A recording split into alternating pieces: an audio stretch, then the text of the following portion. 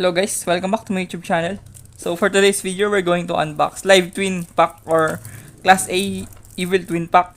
So disclaimer before we start our video, this tin can particularly is only Class A cards or OEM, or in other words, fake cards only. So I don't tolerate you buying this kind of stuff, but if you are here in the Philippines and you are financially unstable or rigid, you may try to buy these tin cans to play casually with your friends or compete in unofficial tournaments and games.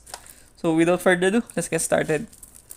So let's just open this tin can. So here are the lists at the back.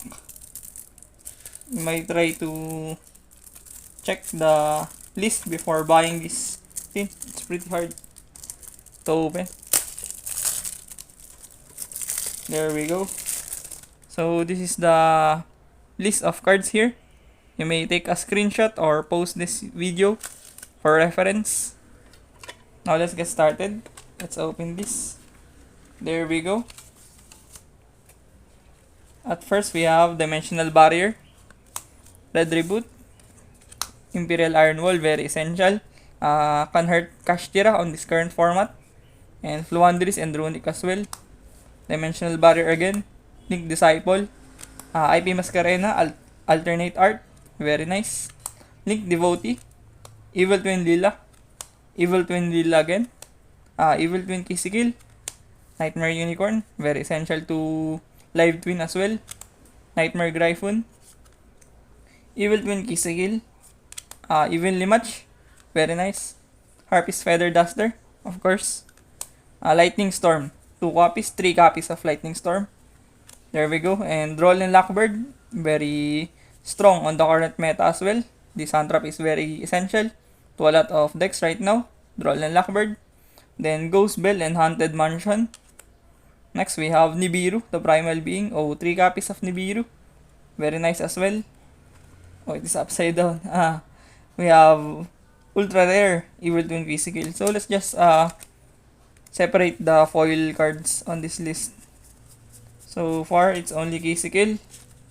Then next we have Evil Twin Lila again. Evil Twin Trouble Sunny, super rare, and super rare. Evil Twins Kisikil and Lila.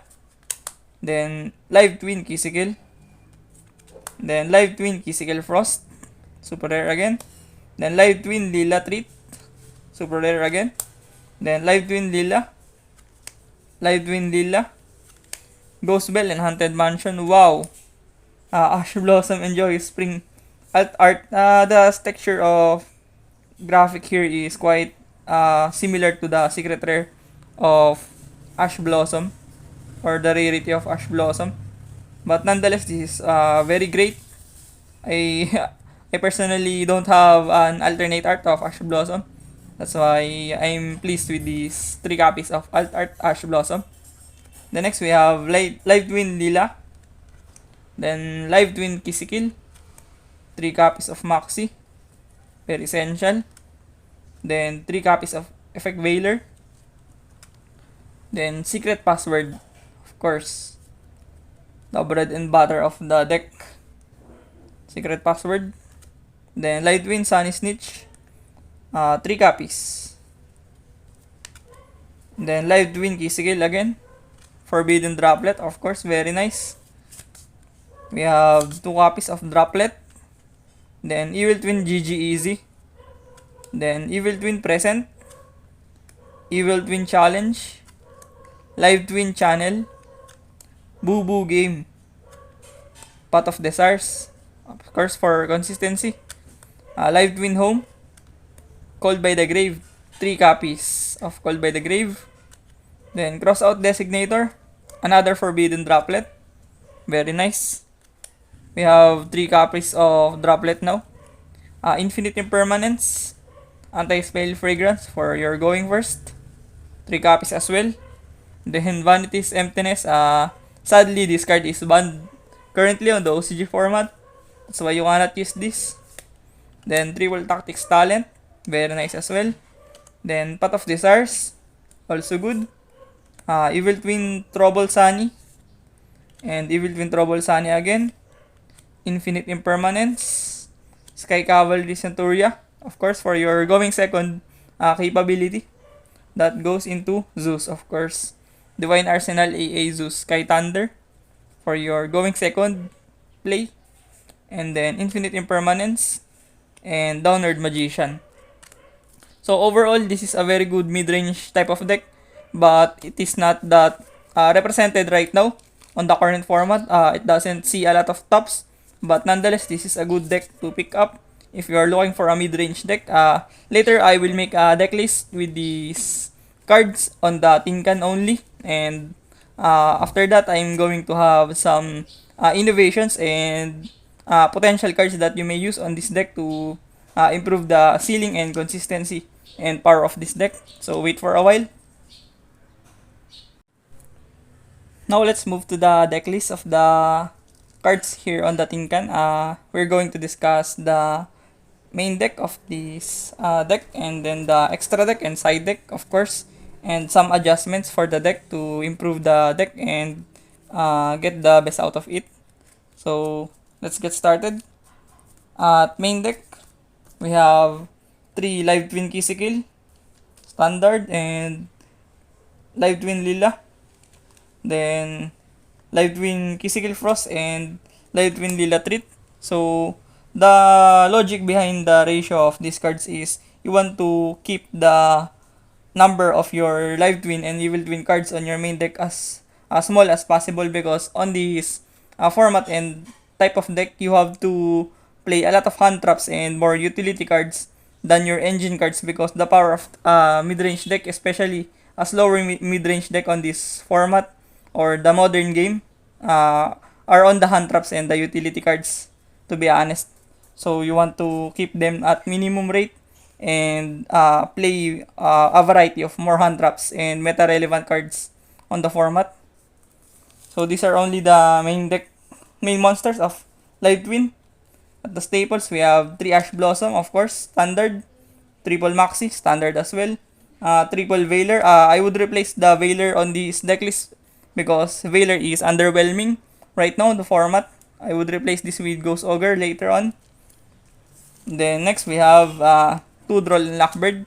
I would want to play 3, but there's only 2 Droll and Lockbird on the list on this tin can. At your spells, we have 3 Live Twin Sunny Stitch. So 3 copies. I think 3 copy is a good ratio for me. Then Secret Password, of course, this will be 3 copies because this is very essential to your deck. Then one Live Twin Home only. I would want to play this at 1 copy only because you don't pretty much need this at a lot of times and very situational as well. So only 1 copy. Then next, we have Triple Forbidden Droplet. I think Droplet is nice on the format. Especially there are combo decks that are relevant in the format, such as Adamantipator and Super Heavy Samurai. That's why I think the Droplet is good on your deck list right now. Then 2 Desires, I would replace this with Path of Prosperity. If I have a Path of Prosperity on the list of cards here in the tin can, but I'm stuck with 2 Desires, but I guess it will work. Then 2 Call by the Grave, standard, and 1 Crossout Designator, of course, to cancel out Maxi and Ash Blossom that can stop you. And then 1 Triple Tactics Talent, very essential right now on the format. This can answer a lot of decks on the format, such as Castira and other decks that may use their effects on their main phase, on your main phase.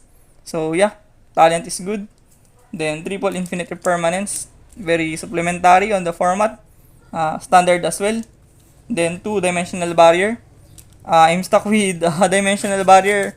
I could replace this with any cards, but I'm stuck with Dimensional Barrier on making the main deck of this deck list. I guess Dimensional Barrier is good because the top decks on the format is purely Encashtira that are linear to XYZ summoning. That's why you can hurt them with Dimensional Barrier. So this is the main deck of this deck. 40 card main deck. Short and concise. Let's move to the extra deck and side deck. We have Triple Trouble Sunny. I would replace the 1 Trouble Sunny with any other utility and generic Link monster. But it is what it is. then 3 Kisikil, standard as well, then 3 Lila, then your Nightmare lineup, we have Nightmare Unicorn and Nightmare Gryphon, then your IP Masquerena. For your XYZ lineup, we have Downward Magician, Centuria, and Zeus. Very intact as well. Now let's proceed to the side deck. So my side deck options are Triple Nibiru.